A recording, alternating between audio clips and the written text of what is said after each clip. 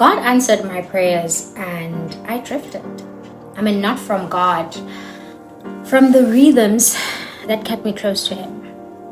No one talks about how to worship in abundance. And when we know how to worship when we're desperate, when rent is due, we're praying. When the relationship falls apart, we're fasting. When we need a breakthrough, we're in church every week. But what happens when God actually does it? What happens when the promotion comes? The business grows, the money arrives, the opportunities multiply.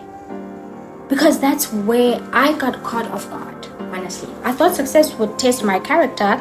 I didn't realize it would test my intimacy with God. Suddenly, I had less time, more responsibility, more people needing things from me. And without even noticing, the things I prayed for started competing with the God who gave them to me. Not because I stopped loving Him, but because abundance is distracting.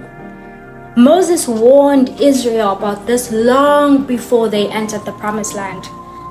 In Deuteronomy 8, God essentially tells them, when you have eaten and are satisfied, when your herds multiply, when your silver and gold increase, when, he keeps saying when, be careful that you do not forget the Lord.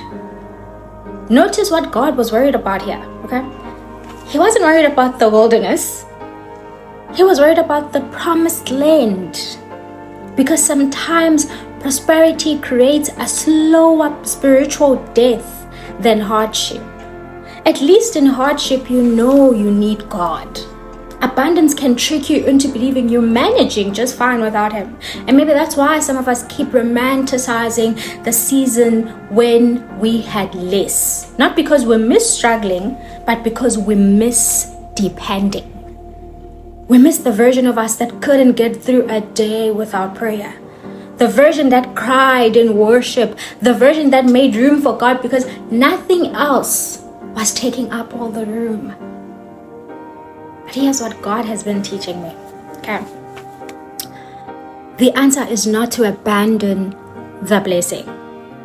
It's to rebuild the altar inside the blessing. Because God didn't bring you here to lose Him. He brought you here to learn how to need Him in abundance the same way you needed Him in lack. And maybe that's the real test of maturity. Can you stay hungry for God after He gives you what you are hungry for?